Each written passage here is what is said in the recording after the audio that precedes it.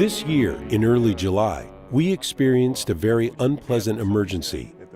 It was a weekday, around lunchtime, and already during lunch we started to receive calls that the signal from the MD1 satellite was lost. This led to interruption of communication for quite a large number of satellite channels that we provide to our customers.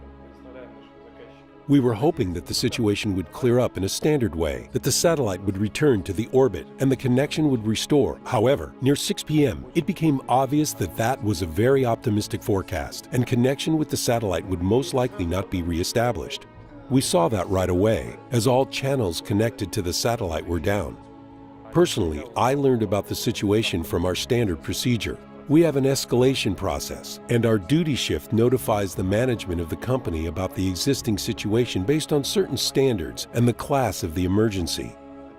An immediate decision was taken to form a team and develop a certain action plan for the recovery of the connection. Quite a number of people were involved in the coordination.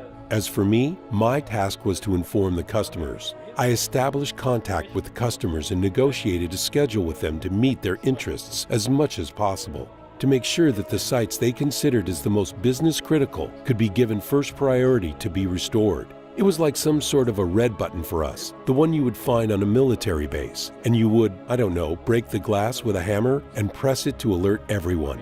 An action plan had to be developed to switch the customers from one satellite to another, and to switch and change the frequency plan.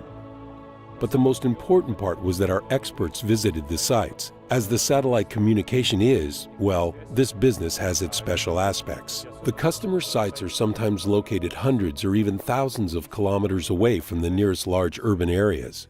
There were locations that could not be reached by car. In Moscow, driving 100 kilometers away is pretty much considered to be a long-distance trip. In the Irkutsk region, a 500-kilometer trip that is made to repair equipment is said to be a short-distance trip. To travel 1,000 kilometers is a medium-distance trip. Obviously, the main activities were not here, not in the office, but far away, many thousands of kilometers away.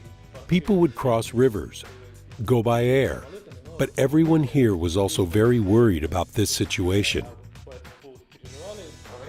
During my business trip, I took the plane 6 times. I drove 500 kilometers and even traveled down the Vitim River. We engaged the resources of Moscow. We engaged the resources of Irkutsk, the resource of Novosibirsk, the contractors, and just went there to restore everything. After we started off to Ulan-Ude, we were thinking how to move the antennas in the best way. What does moving mean? We had to perform general construction work, disassembling the antenna, moving it to another location, assembling it back together again. Throughout the connection recovery work, customers were kept up to date on the progress of work. At the same time, the employees of my division were engaged in the actual planning, calculation of how to utilize the resource, which satellites we were switching to, which frequencies would be used. If we needed to redirect the antenna to another satellite, there would be forest in the way of the signal. That forest would have to be cut down. 3 or 4 people would come running up at once. They would cut down those trees immediately, and in as little as a half hour there were no trace of those trees left. We directed the satellite dish, and the communication was restored. And in the other residential location, at another site, I had to wait for 3 days for approval from the administration, including the greening and education committees. My request was even escalated up to the mayor. The beacon of hope, well, it came lighted when the first customer service was restored. Well then, the stress was relieved once we were able to reconfigure the node stations in Ulan-Ude. That was one of the most challenging tasks. Well, roughly speaking, we had a table of customer services, and all of them were marked red, meaning all those that were down. And once that cell turned green, well, that was when I realized that it had started. The employees were working as a team, which is very important. I mean, the team was working smoothly, nicely, and well coordinated, and this is very important. Around 50 persons were involved in resolving the incident. The tasks of the teams were arranged in a way to ensure that not 1 second would be lost while recovering customer services, and work under round-the-clock supervision.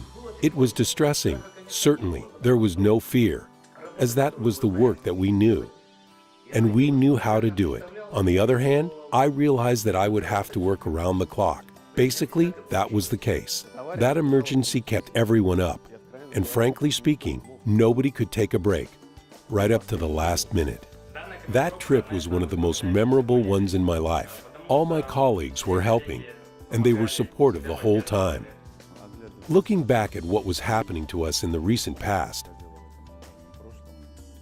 I would like to express gratitude to my colleagues for the well-consolidated work, for their friendliness, and for the fact that they managed to work as a team regardless of the hard times that we all faced. Our team does not mind anything at all, and I believe that we will be able to meet any challenges. I want to thank the whole team, all its members who work there, both our experts from the Moscow office and the staff in the regions, for the well-coordinated teamwork. I hope that nothing like that emergency happens again in the future, but we know how to act if such emergencies do reoccur.